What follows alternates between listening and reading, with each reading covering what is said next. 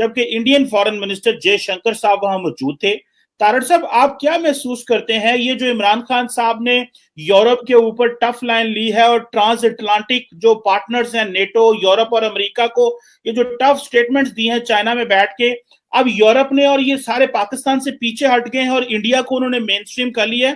How do you see this Pakistan diplomatic isolation at the Munich security conference, ये जो भी Germany में हुई है? सर चीमा साहब, इस वक्त पाकिस्तान के साथ दो किस्म के सेटबैक हैं। एक तो जिस तरीके से आपने अफगानिस्तान में दुनिया की सोल सुपर पावर को आपने जलील किया वहां पे, या नहीं किया, आप तो कहते हैं ये नहीं किया, लेकिन वो अब मानने को तैयार नहीं है, क्योंकि उसामा बिन लादेन जब एबटाबाद से मिला उसके बाद जो रिलेशनशिप है वो ऑलमोस्ट स्टॉल हो चुके हैं। दूसरी पाकिस्तान की बदकिस्मती थी कि बराक ओबामा साहब आए और पाकिस्तान में एक ऐसा नॉन नेटो एलाई ऐसा बना जिसके ऊपर सबसे ज्यादा ड्रोन अटैक किए गए।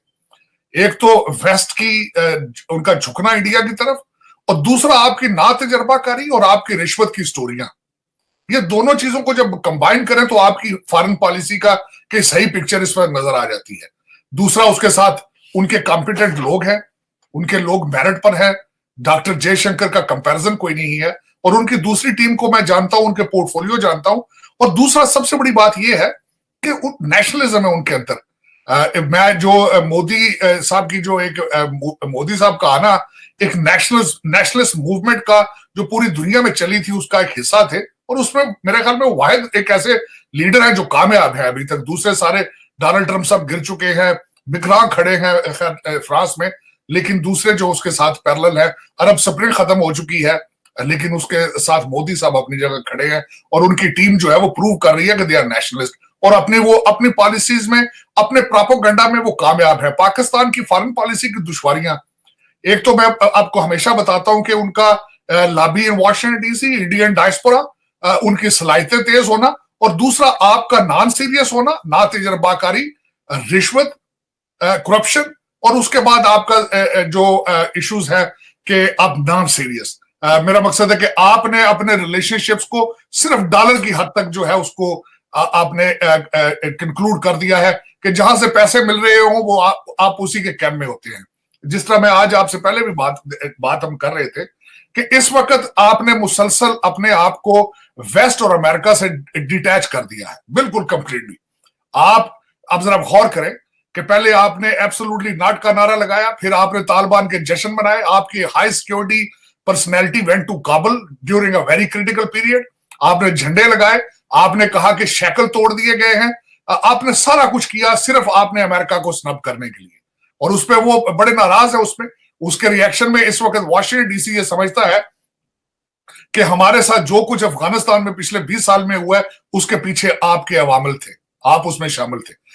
एक तो उनको डायरेक्ट इतराज है, दूसरा इस वक्त व्हाइट हाउस के जो आईज एंड ईयर्स हैं वो सारी इंडियन है, वो उनका वो उसमें उसको मजीद उसको तकवीयत मिलती है वहां से। अब आपने चाइना के बास्केट में सारे एग्स डाल दिए।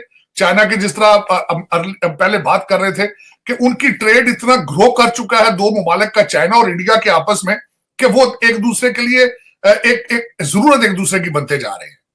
वो आपको डंप कर सकते हैं क्योंकि आप हमेशा हर वक्त आप ब्रोक होते हैं, आप हर वक्त कर्जे मांगते हैं, वर्सेस वो उनके कस्टमर हैं, उनके ट्रेड रिलेशनशिप एक दूसरे के साथ। या ये भी मैं बताना चाहूंगा कि चाइना के अमेरिका के साथ भी उसी तरह के ट्रेड रिलेशनशिप है, चाइना के यूरोप के साथ भी उसी तरह के ट्रेड रिलेशनशिप है।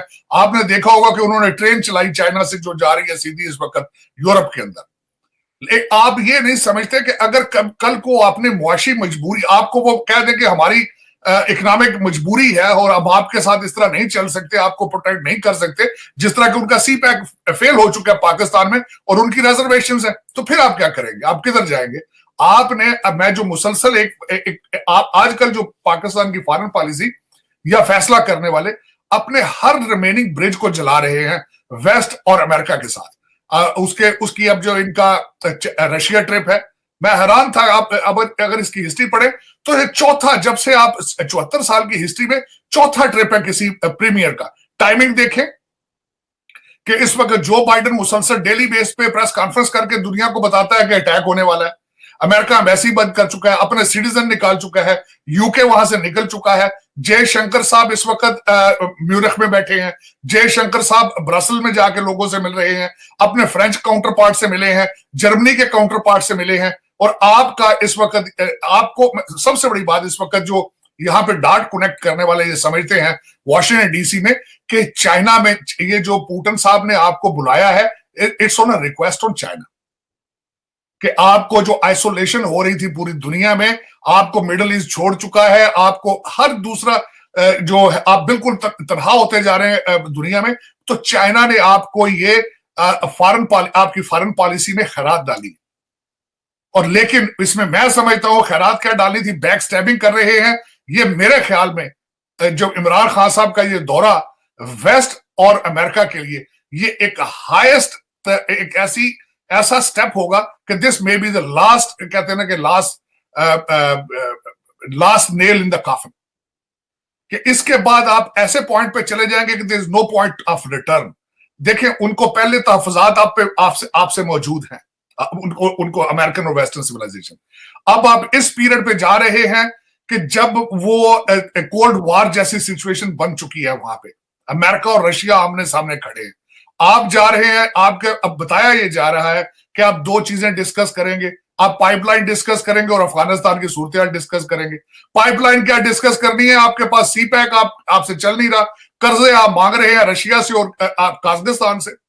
तो पाइपलाइन तो पैसों से बनेगी ना, ये मेरा मकसद है या तो कहीं कागज की बनानी पाइपलाइन, तो उसमें आपके पास पैसे मौजूद नहीं है। अफगानिस्तान जो है वो किसी की बात मानने के लिए तैयार नहीं है, इंक्लूसिव गवर्नमेंट वो बनाना नहीं चाहते, जर्नलिस्टों को वो मार रहे हैं, खवातीन को वो मार रहे हैं, दुनिया से वो मिलकर चलने के लिए तैयार नहीं है।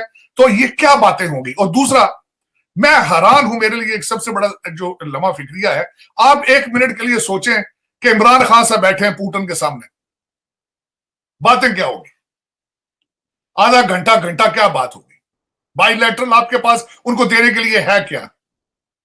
मेरी समझ से बाहर है कि खान साहब तो हो सकता है पहले 10 मिनट में कहें जी साड़ी बहुत पैड़ी हालत है, पैसे दो, पैसे कितने, लेकिन वो इन रिटर्न क्या देंगे, क्या कहेंगे उसको कि जी हम आपको क्या देंगे। आपके पास इस वक्त आप जाते हैं बाहर, आप कहते हैं जी कंट्रीज के सामने बैठते हैं तो बाइलैटरल चीजें तो होती हैं, mutual exchange of things, technology है, कोई प्रोडक्ट है। ये तो दोनों चीजें नहीं है आपके पास, ना टेक्नोलॉजी है ना प्रोडक्ट है आपके सड़कें तो चोरी, आपकी पाकिस्तान की सड़कें तो चाइना और कोरिया बना रहा है, आप तो सड़कें भी बनाने की सलाहियत नहीं रखते। और आपकी जितनी आपका जो ब्रेन है वो ड्रेन होकर कनाडा जा रहा है और मिडिल ईस्ट जा रहा है और यूरोप में जा रहा है, और आप इतने में खुश हैं कि आप वहां से आपको डॉलर आ रहे हैं और डॉलर आपके आप यूके और दुबई की प्रॉपर्टियां खरीद रहे हैं। मेरे पास इस खुशफहमी के में क्यों फिर रहे हैं आप। और तीसरा मेरा जो आखिरी क्वेश्चन चीमा साहब यहां पे ये होगा कि पाकिस्तान में जो सोचने वाले लोग हैं वो समझते हैं जी खान साहब बड़ा काम कर रहे हैं, चाइना से होके आ गए हैं, रशिया जा रहे हैं। हेलो एवरीवन, हमारे चैनल पे आप सबका स्वागत है। अगर आपने अभी तक हमारे चैनल को सब्सक्राइब नहीं किया है, जल्दी से कर दीजिए।